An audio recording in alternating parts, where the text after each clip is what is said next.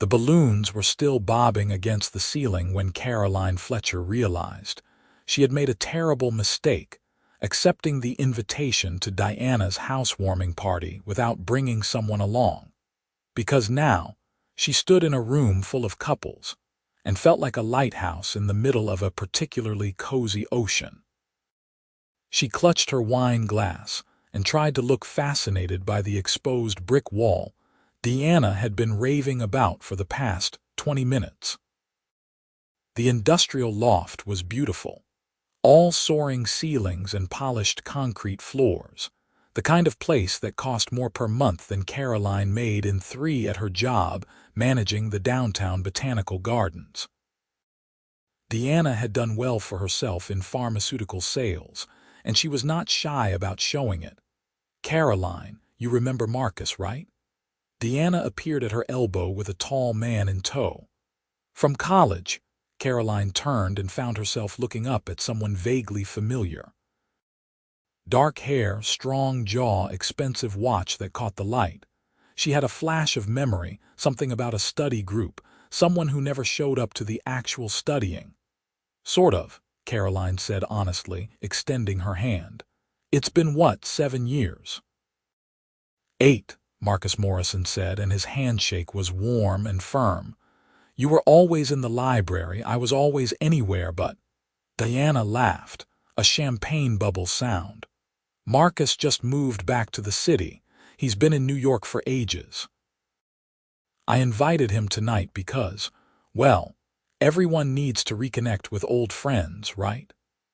She winked at Caroline in a way that was absolutely not subtle, then spotted someone across the room and disappeared with a theatrical gasp. Caroline and Marcus stood there, 2 people suddenly alone in a crowd, and she noticed he looked as awkward as she felt. "So," he said, "did you bring anyone?" "No +1 here," Caroline admitted. "You, flying solo." He glanced around the room at the couples nestled on Diana's new furniture, draped over each other like expensive throws. "Looks like we're in good company with each other, at least." There was something disarming about his honesty. Caroline felt herself relax slightly. The library comment was accurate. "I practically lived there senior year. I remember seeing you there once or twice when my guilt got the better of me. You always had this intense focus, like you could block out the entire world." He said it like it was a compliment, not the criticism her ex-boyfriend had always made it out to be. "Someone had to actually graduate with decent grades," Caroline said, but she was smiling. "What were you doing instead of studying, honestly? Building a business?" "Which sounds more impressive than it was. I was designing and selling custom furniture online, working out of my apartment. My roommate hated me because I turned our living room into a workshop." Caroline felt genuinely interested for the first time that evening. "Did it work out?" Something flickered across his face, an expression she could not quite read. "Eventually. I sold the company 5 years ago and moved to New York to start something new, real estate development. I just came back because I missed the city. New York is impressive, but it never felt like home." They kept talking, and Caroline found herself forgetting about the couples around them. Marcus was easy to talk to, asking questions that showed he was actually listening, telling stories that made her laugh. He had a way of making eye contact that made her feel like she was the only person in the room, even when someone bumped into them reaching for the cheese platter. "So botanical gardens," Marcus said. "That's not what I would have guessed for you. What would you have guessed?" "Something intense. Lawyer, maybe, or a professor who terrifies undergraduates." Caroline laughed. "I thought about graduate school, but I did an internship at the gardens the summer after graduation and fell in love. There is something about working with living things, watching them grow and change. Plus, I get to design all the exhibits and educational programs. It is creative and scientific at the same time." "That actually makes perfect sense," Marcus said. "The focus I remembered, but applied to something that grows instead of something static. Before Caroline could respond, Deanna clinked a fork against her glass and called everyone to attention. She gave a speech about new beginnings and perfect spaces and how grateful she was for all her friends. Caroline noticed Marcus watching her instead of Deanna, and when she caught his eye, he did not look away. After the speech, people started to drift toward the door. It was getting late, and Monday morning loomed. Caroline found her coat and was saying goodbye to Deanna when Marcus appeared beside her. "This might be forward," he said, "but would you want to get coffee sometime? Actual coffee, not just theoretical catching up." Deanna was practically vibrating with excitement behind them. Caroline could feel her friend's eyes burning into her back. "Sure," Caroline said, and meant it. "I'd like that." They exchanged numbers, and Marcus walked her down to the street even though his car was parked in the opposite direction. The September air was cool and smelled like rain. "I'm glad we both showed up without +1s," Marcus said when they reached her car. "Otherwise I would have spent the whole night wondering if I remembered you wrong." "How did you remember me?" Caroline asked, genuinely curious. "As the smartest person I never had the courage to talk to."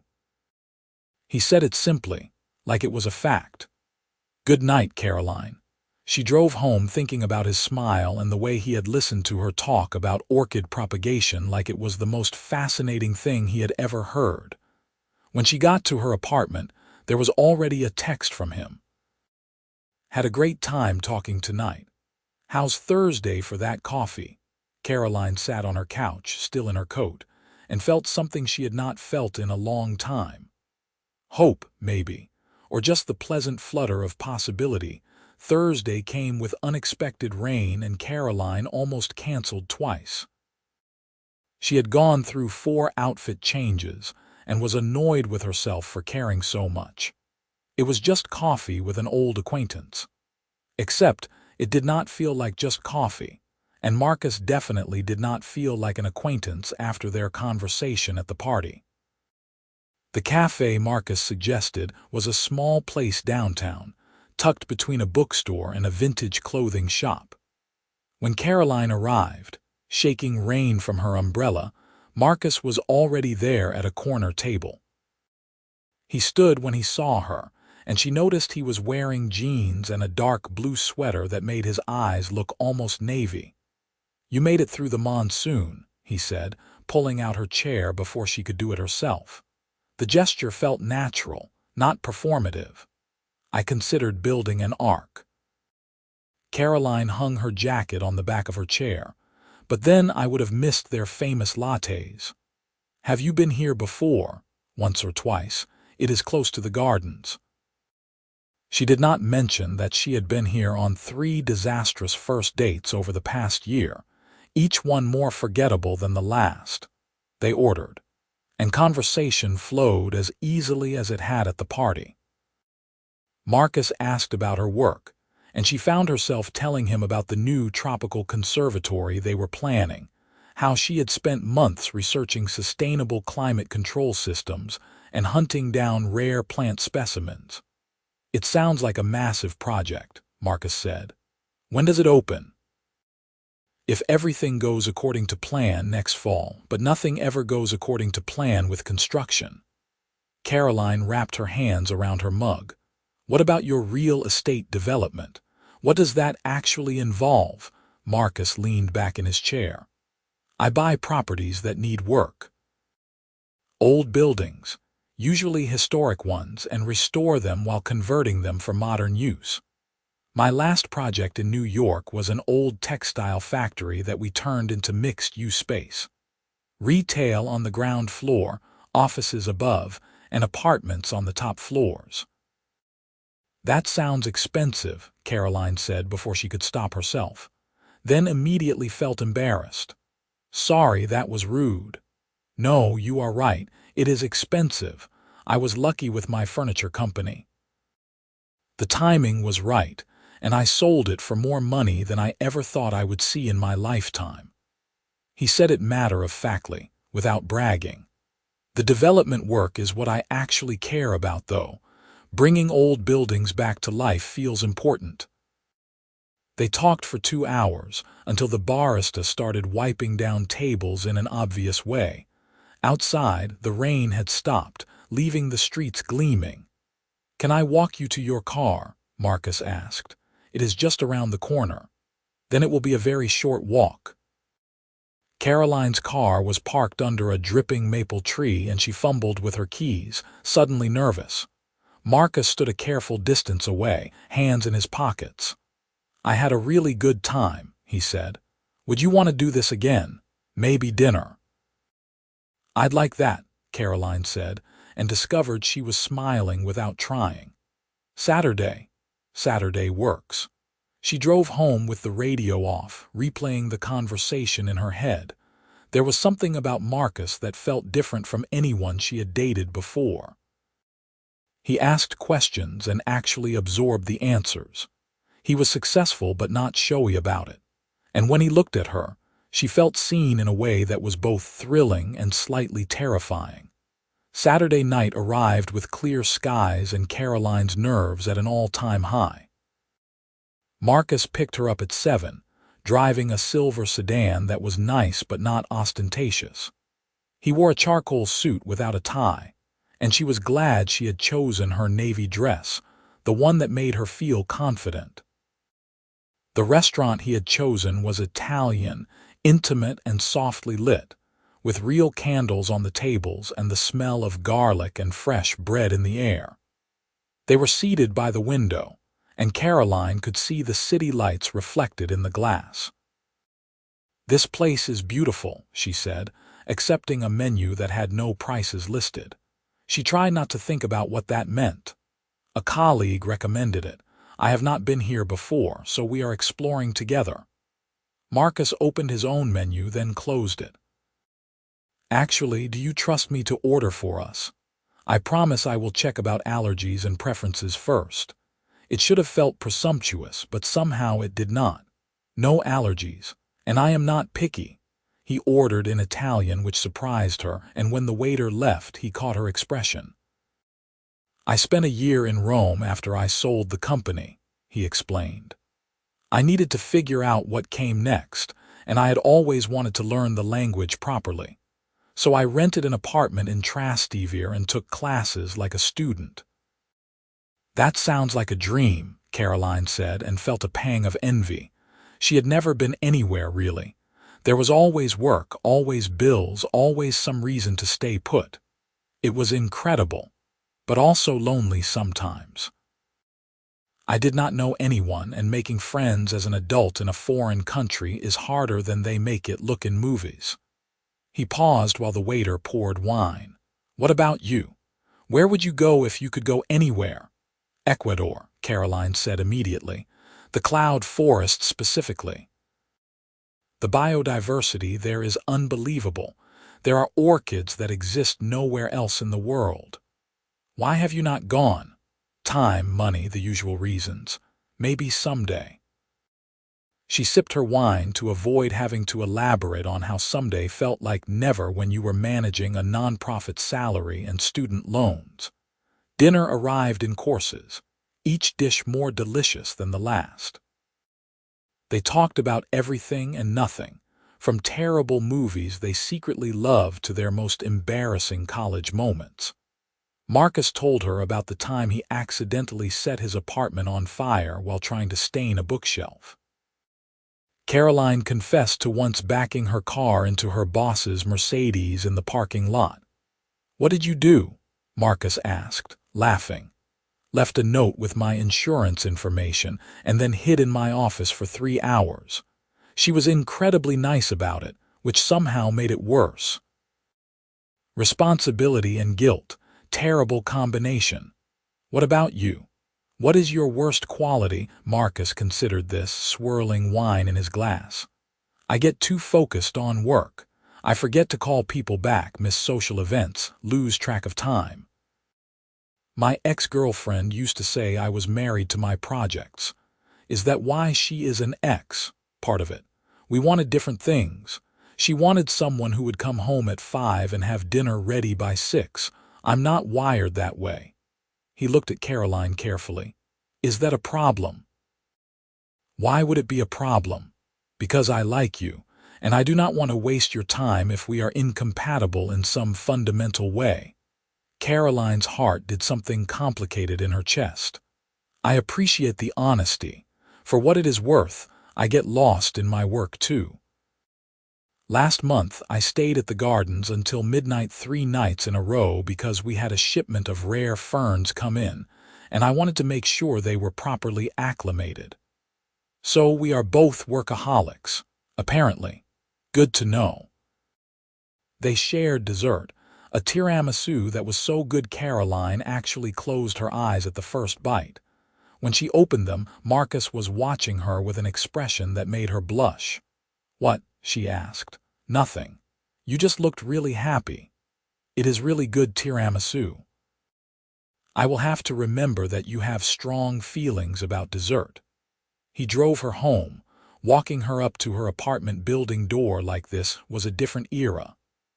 Under the streetlight, Caroline could see the flecks of gray at his temples, the laugh lines around his eyes. I had a wonderful time, Marcus said. Can I see you again? Yes, Caroline said, not playing it cool at all. When? Are you free tomorrow? For what?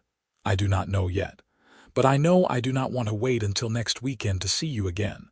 Something warm bloomed in Caroline's chest. Call me in the morning. He did not kiss her, but his hand brushed hers before he left, and she felt it all the way upstairs. Sunday morning brought a phone call at 9. Caroline was still in her pajamas, drinking coffee and trying to convince herself she was not waiting by the phone like a teenager. How do you feel about hiking? Marcus asked, no preamble. Hello to you too, and I like hiking. There is a trail about an hour outside the city. Beautiful views, not too strenuous. I could pack lunch. You are very spontaneous. Is that a yes or a no? Caroline looked at her perfectly planned day of laundry and meal prep. Pick me up in an hour. She scrambled to get ready, throwing on leggings and a t-shirt, braiding her hair back. When Marcus arrived, he was wearing hiking boots and a backpack that looked well used. The drive out of the city was easy, full of conversation and music from Marcus's carefully curated playlists.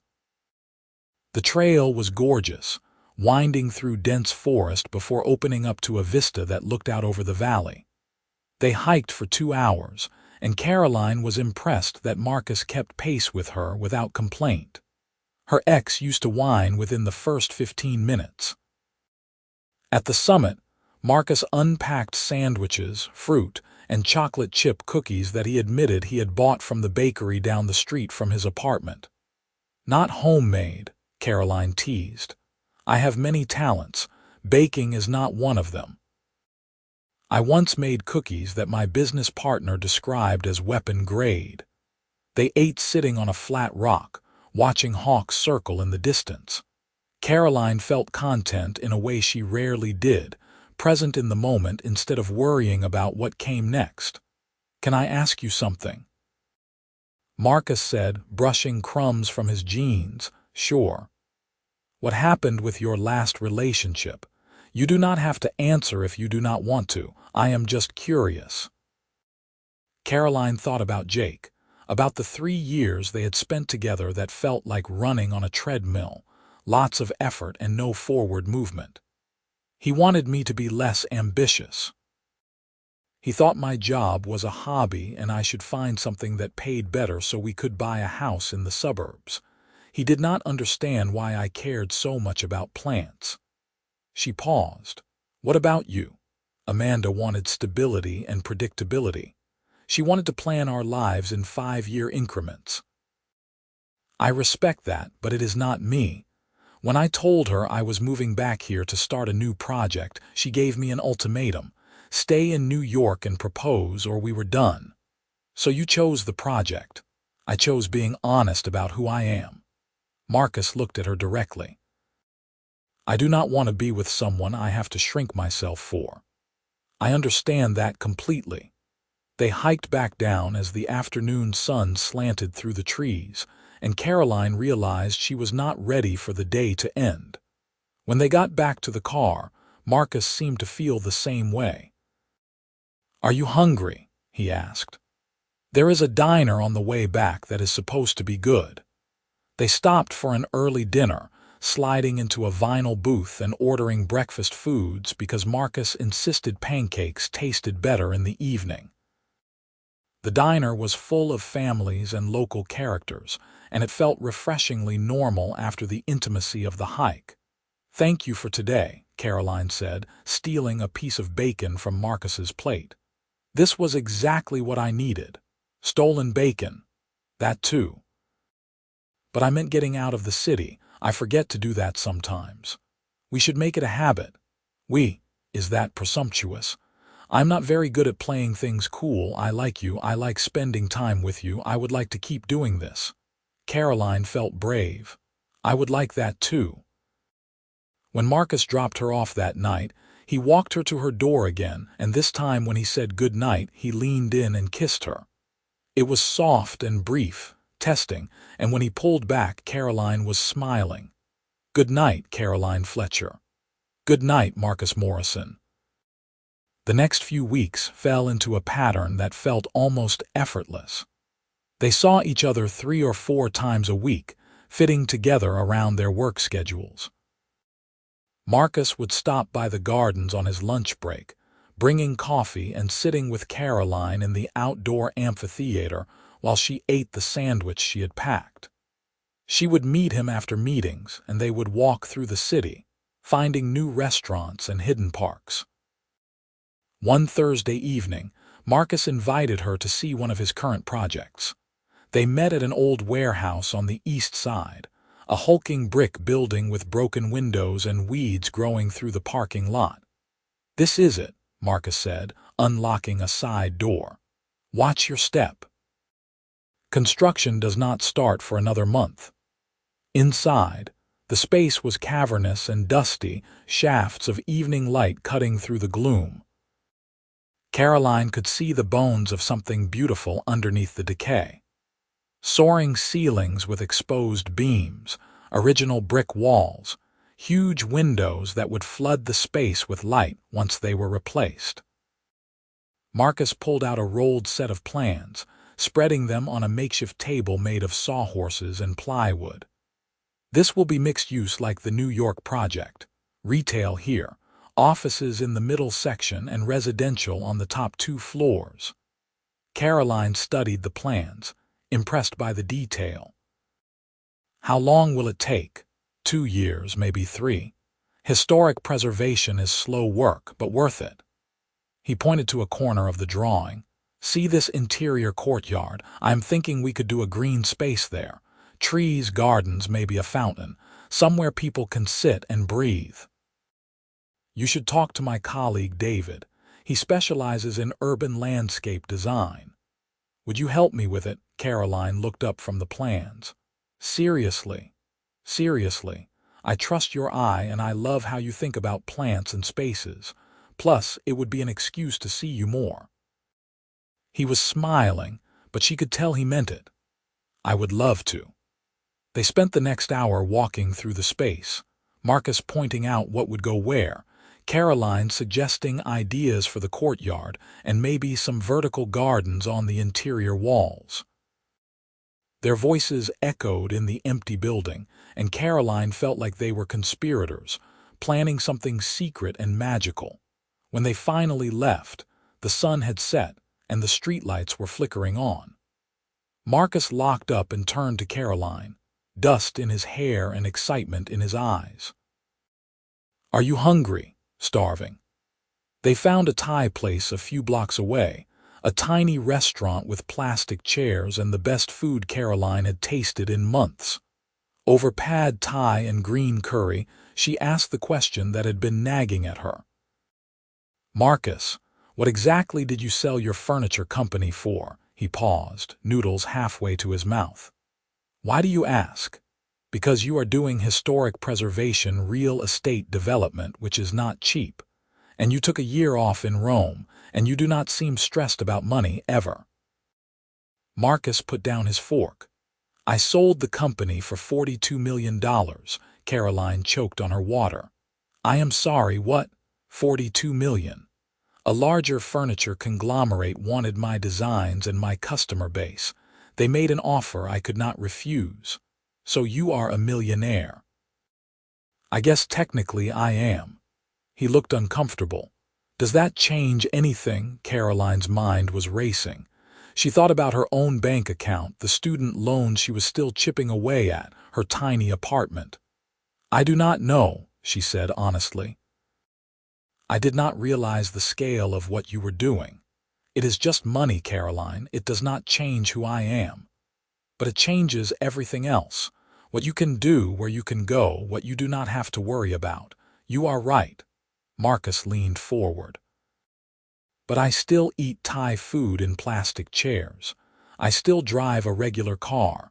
I am still the same person who set his apartment on fire trying to stain furniture. The money gives me freedom to do the work I love, but it does not define me." Caroline wanted to believe him. She looked at his earnest face, his dusty clothes, the way he had asked for her help with the courtyard, like her opinion really mattered. "Okay," she said finally, "but you are buying dinner." Marcus laughed, the tension breaking. "Deal." They did not talk about the money again that night, but Caroline thought about it on the drive home. It explained so much: the ease with which Marcus moved through the world, his lack of concern about prices or practicalities. But it also made her nervous. They came from different worlds, had different resources. What happened if this got serious? She pushed the thought away. They had only been dating for a month. She was overthinking things, like always. October arrived with cool temperatures and turning leaves. Caroline's work got hectic as they prepared the gardens for their annual fall festival, a huge fundraiser that required months of planning.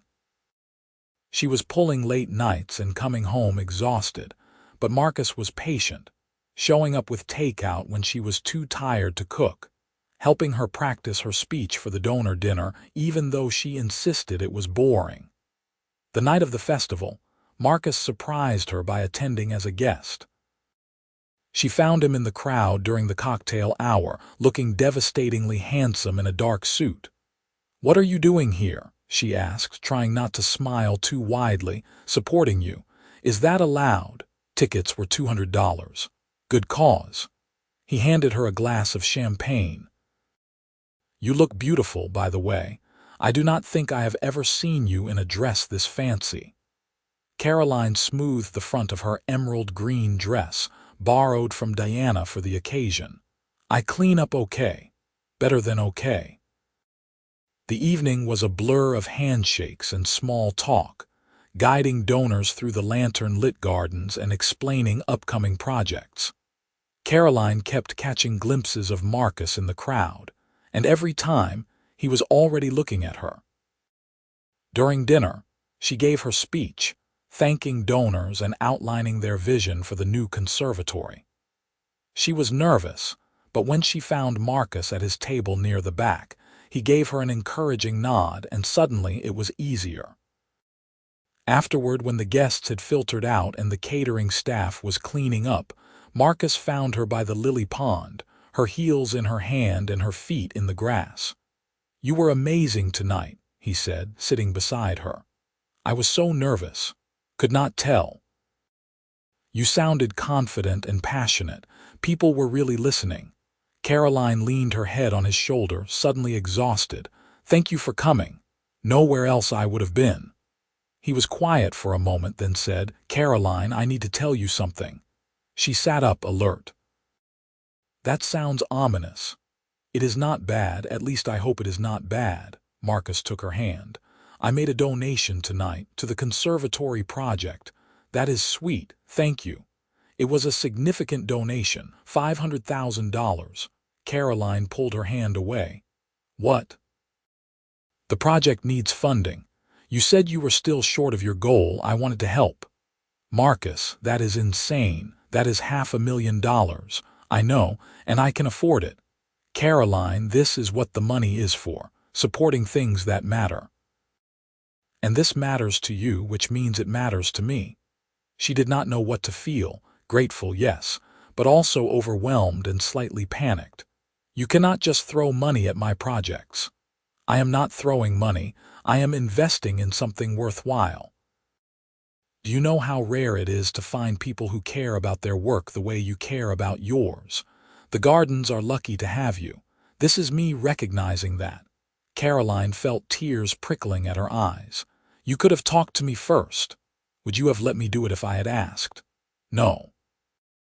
Exactly. Marcus smiled gently. Let me do this, please. It makes me happy to help. She looked at him in the moonlight, this man who had walked into her life barely 2 months ago and was now changing it in ways she could not quite process. Okay, she whispered. Thank you. He kissed her then, soft and sure, and Caroline let herself believe that maybe, somehow, this could work. The donation made waves at the gardens. Caroline's boss, Jennifer, was thrilled, immediately fast-tracking the conservatory timeline. Caroline found herself in meetings discussing architectural details and plant acquisitions, the dream project suddenly becoming real. Marcus asked if she would consult on his warehouse conversion courtyard officially, offering to pay her for her time. She almost refused, but he insisted it was a business arrangement, and eventually she agreed. Their lives started to intertwine in deeper ways. Marcus met her parents over a Sunday dinner, charming her mother with compliments on her cooking and impressing her father with his knowledge of vintage cars. Caroline met Marcus's younger sister Rachel, who flew in from Chicago for a weekend and interrogated Caroline thoroughly before declaring her approval. He seems happy, Rachel said while Marcus was in the kitchen making drinks. I have not seen him like this since before Amanda. He makes me happy too, Caroline admitted. Good. He deserves someone who gets him. November brought early snow and the comfortable settling of a relationship finding its rhythm. They started staying at each other's places more often. Marcus's apartment was downtown, a converted loft with huge windows and furniture he had designed himself. Caroline loved it, the clean lines and careful details, the way everything had a purpose. Her apartment was smaller, cozier, full of plants and books. Marcus said it felt like her, alive and growing. One Saturday morning, lying in her bed with weak winter sunlight filtering through the curtains, Marcus asked if she wanted to go away for Thanksgiving. Where? Caroline asked, tracing patterns on his chest. Somewhere warm. Mexico, maybe. Or the Caribbean. We could just disappear for a few days, no responsibilities. I am supposed to have Thanksgiving with my parents. What if they came too? I would pay for everyone. We could rent a villa, spend the holiday on a beach somewhere. Caroline sat up, pulling the sheet with her. Marcus, you cannot just offer to fly my entire family to Mexico. Why not? Because that is crazy, because it is too much. Is it too much if it makes everyone happy? Marcus sat up too, his expression serious. I have the means to do things like this. I want to share that with you, with the people you love. Is that really so terrible? It is not terrible. It is overwhelming. I am still getting used to dating someone who thinks dropping $500,000 on a conservatory is a casual Tuesday. Would you prefer I was broke? No. I do not know how to exist in your world. Marcus took her hands. You are not existing in my world. We are building our own world together. And in that world, I want to take you and your family somewhere beautiful for Thanksgiving because life is short and memory is precious. Let me do this. Please.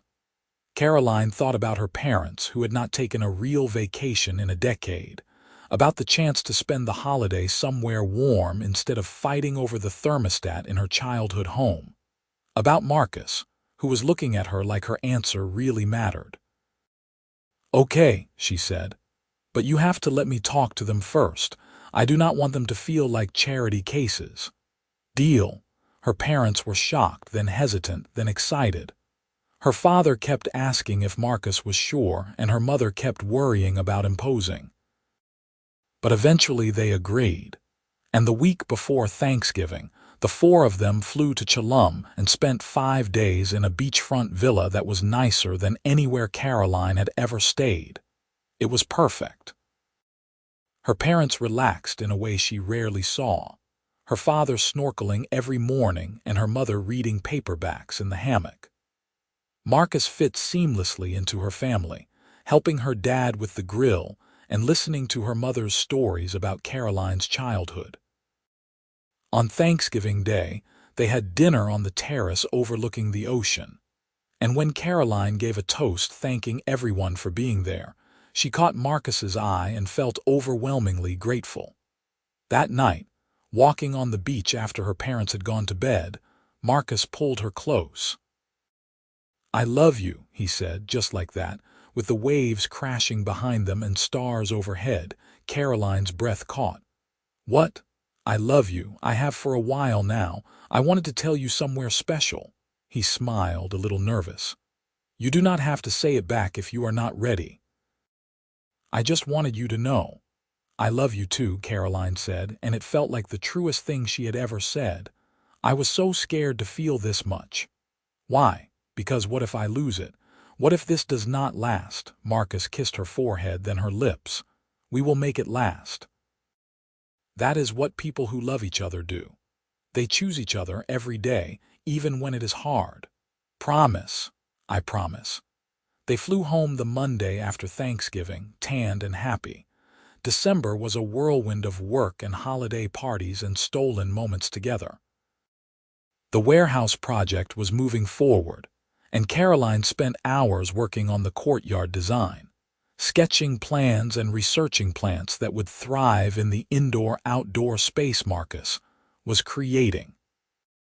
The conservatory at the gardens was being fast-tracked, with groundbreaking scheduled for early January. At Diana's Christmas party, the same apartment where they had met just 3 months earlier, Diana pulled Caroline aside in the kitchen. "So, you and Marcus are really serious," she said, refilling her wine glass. "Yeah, we are. I knew it. I knew the second I saw you two talking at my housewarming. You looked at him differently than you have looked at anyone. You did not know anything. You just got lucky with your meddling." Diana laughed. "Call it what you want. I am taking credit. Are you happy?" "Really happy," Caroline said. "Terrifyingly happy." "Good. You deserve it." Marcus found her in the kitchen and wrapped an arm around her waist. "Are you two gossiping about me?" "Always," Diana said. "It is what friends are for." They left the party early, driving through the snowy streets to Caroline's apartment. She was moving slowly, living in the moment, memorizing the way Marcus's hand felt in hers and the sound of his laugh and the absolute certainty that she was exactly where she was meant to be. Christmas came with presents under Caroline's tiny tree. Marcus gave her a first-edition book about cloud forests, the pages filled with photographs and botanical illustrations. Caroline gave Marcus a hand-drawn sketch of his warehouse courtyard, framed and detailed. "You made this?" he asked, studying it carefully, "with some help from David." "But yeah. I wanted you to see what it could look like. It is perfect. You are perfect." He kissed her, pulling her close. "I have something else for you." He handed her a small envelope. Inside was a plane ticket to Ecuador. "Marcus, you said you wanted to see the cloud forest, so we are going." 2 weeks in March after the conservatory groundbreaking, I already cleared it with Jennifer.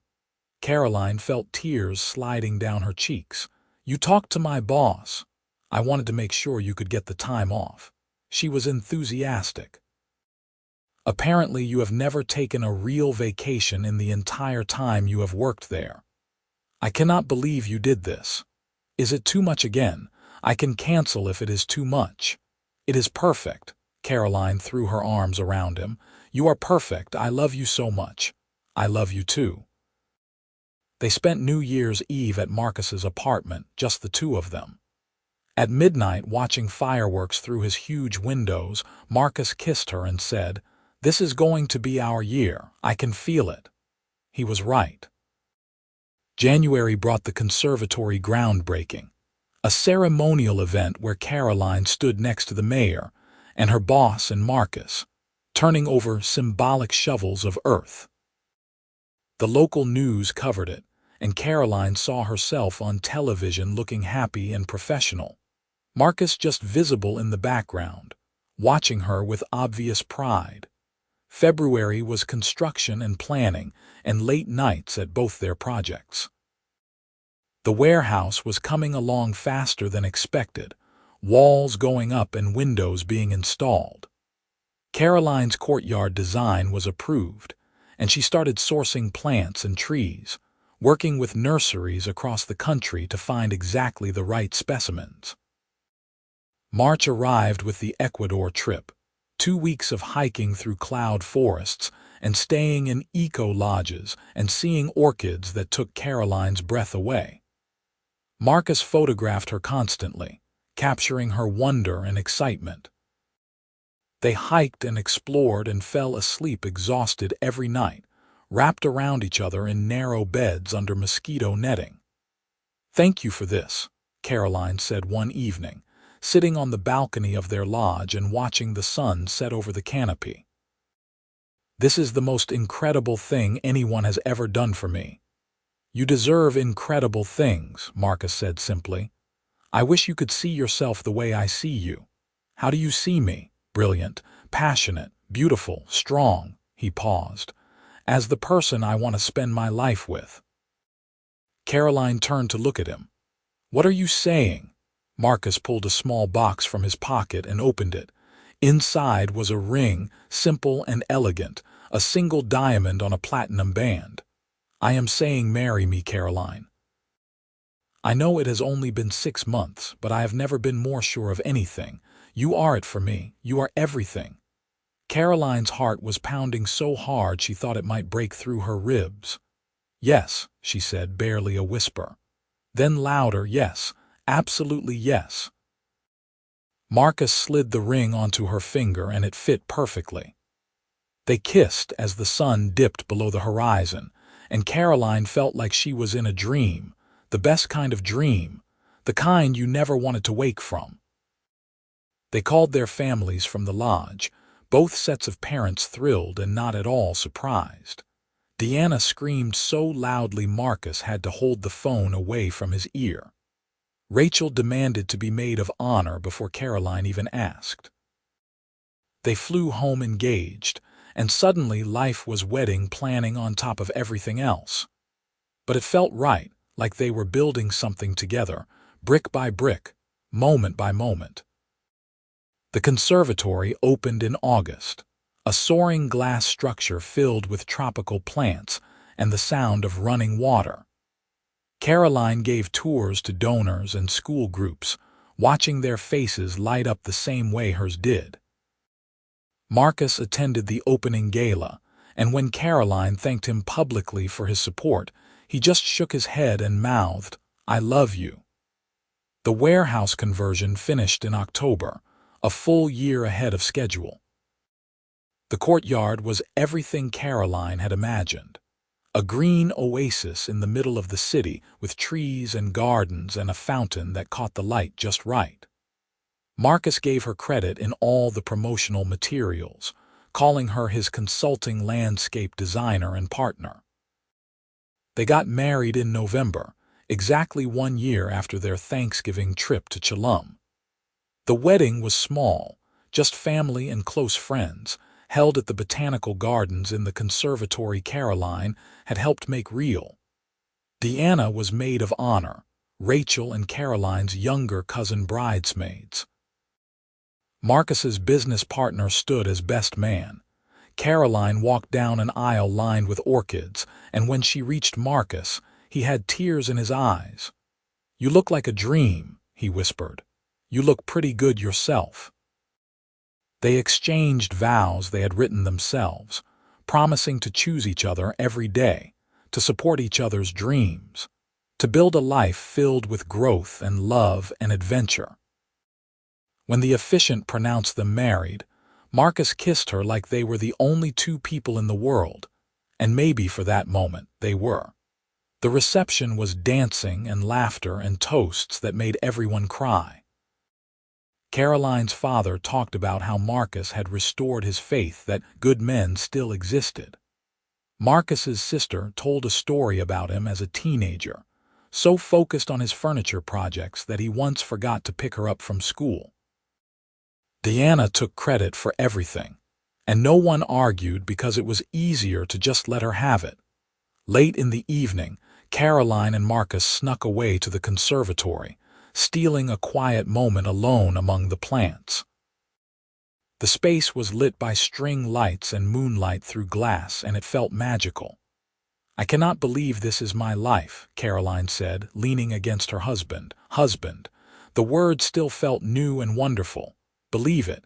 You earned it. We earned it. I love you, Marcus Morrison." "I love you, Caroline Morrison." They had changed her name. She had not been sure she would, but in the end, it felt right. A new chapter, a new identity, built together. They honeymooned in Japan, spending 2 weeks exploring gardens and temples and getting lost in Tokyo. It was perfect and overwhelming and exactly what they both needed. When they returned home, they moved into a new place together, a house Marcus had quietly bought and renovated as a surprise. It had a huge yard for Caroline to garden in, and a workshop for Marcus's occasional furniture projects, and enough space for the life they were building. Time moved forward in the way it does, marked by seasons and projects and small daily joys. Caroline became director of the botanical gardens when Jennifer retired, expanding programs and bringing in new funding.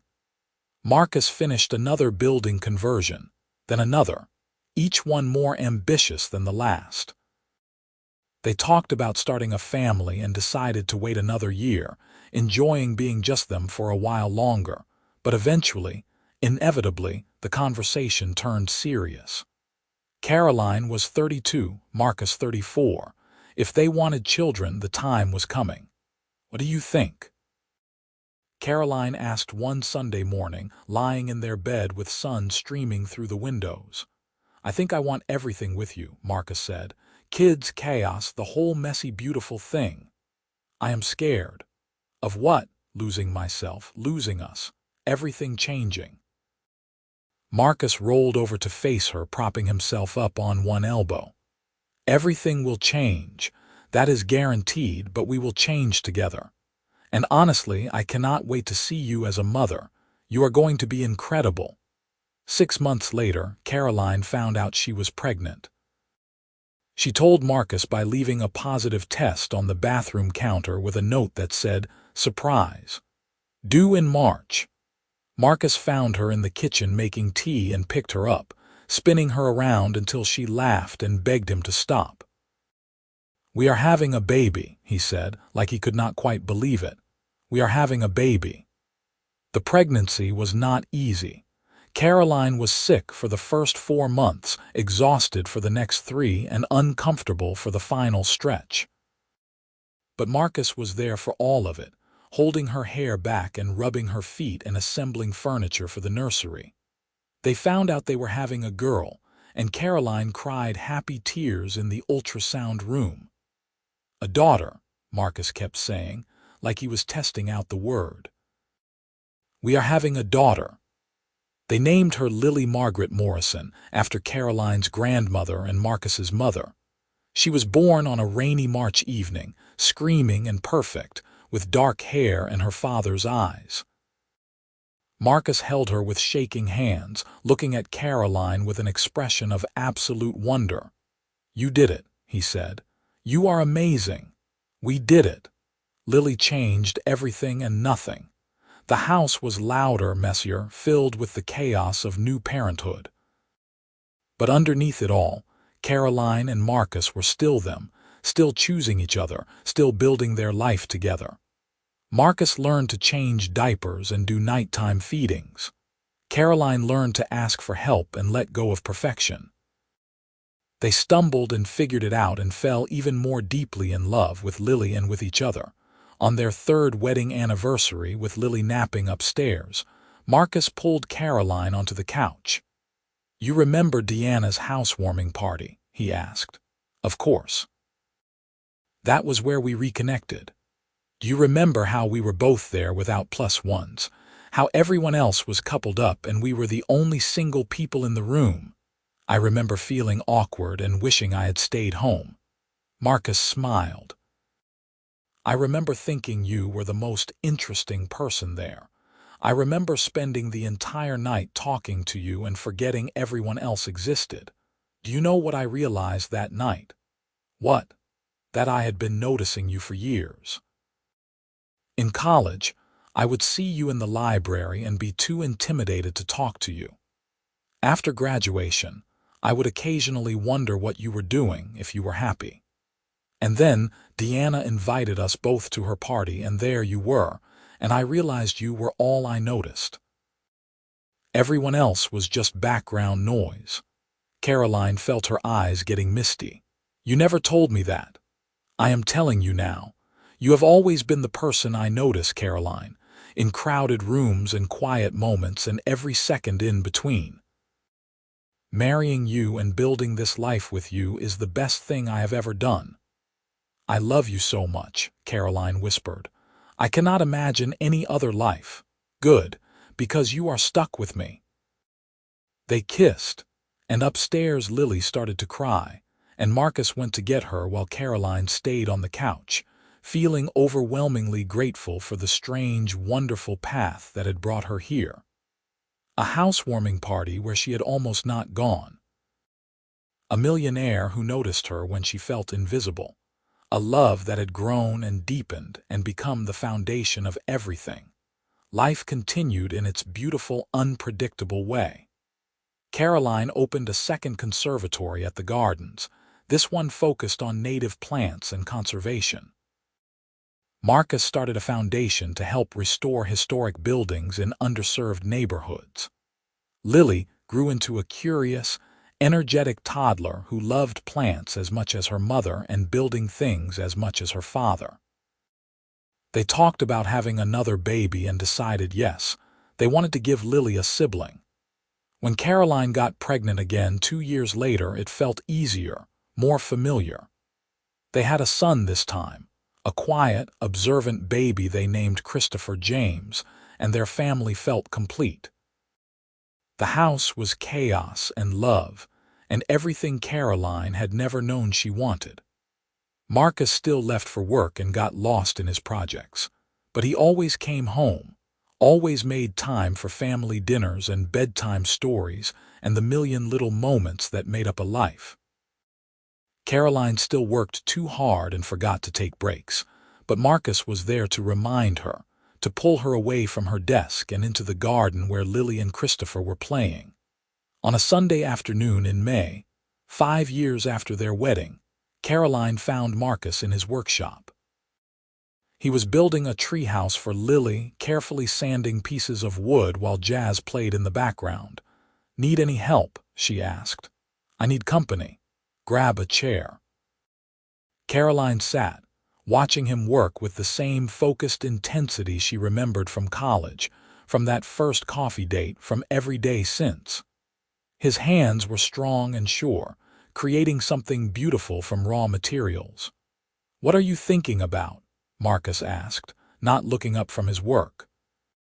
"How lucky I am. How different my life could have been if I had skipped Diana's party. You would have found someone else. You are amazing, Caroline. Anyone would be lucky to have you. But I would not have found you, and you are the only one I want." Marcus stopped sanding and looked at her, his eyes soft. "I am the lucky one. Every single day I get to be with the woman I noticed across a room full of people, the woman who made me believe in love again. You are going to make me cry.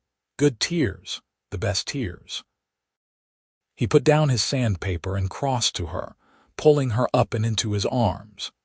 Through the workshop window, Caroline could see their house, could hear the distant sound of their children playing, could feel the solid reality of the life they had built together. "I love you," she said into his shoulder. "I love you too. Forever." And forever, Caroline thought, sounded exactly right. This life they had created, this love they had chosen and nurtured and grown, was everything. It was the conservatory full of life, the courtyard garden in the middle of the city, the treehouse being built with careful hands.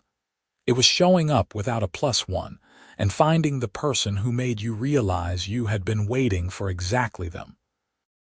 It was Marcus Morrison noticing Caroline Fletcher in a room full of people and deciding she was worth pursuing. It was Caroline choosing to be brave, to trust, to build something with someone whose world looked nothing like hers but whose heart matched perfectly. Years later, when Lily and Christopher asked how their parents met, Caroline and Marcus would tell the story together, trading details and laughing about awkward first conversations and hiking dates, and the moment Marcus gave Caroline a conservatory. They would talk about Deanna's housewarming party where everyone else brought dates and they showed up alone and found each other. "Your mother was all I noticed that night," Marcus would say. "Your father was all I wanted to keep talking to," Caroline would add. And their children would groan because parents were embarrassing. But secretly they would love the story, the proof that sometimes the right person walks into your life at exactly the right moment. And if you are brave enough to notice them back, everything changes in the most beautiful way possible. The treehouse was finished in June, a sturdy, beautiful structure built into the old oak tree in their backyard. Lily claimed it immediately as her castle, dragging Christopher up the ladder and making him play princess and dragon. Marcus and Caroline watched from the patio, his arm around her shoulders, her head against his chest. "We did good," Marcus said. "We did really good." And in the golden evening light, with their children laughing above them and years of love stretching behind and ahead, Caroline Fletcher Morrison knew that every choice, every risk, every moment of fear and hope and trust had led to this.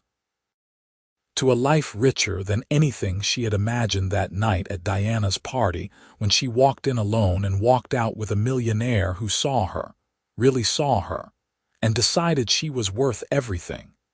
It was not the money that changed her life. It was Marcus, choosing her over and over, building a life where both their dreams could flourish, where love was the foundation and everything else was just details. It was showing up, being open, letting herself be noticed and choosing to notice him back. That was the real story. Not a fairy tale about a millionaire sweeping someone off their feet, but a true story about two people finding each other, choosing each other, and building something beautiful together. One choice, one conversation, one moment of connection at a time until they had created forever. And forever, as it turned out, was even better than Caroline had dreamed.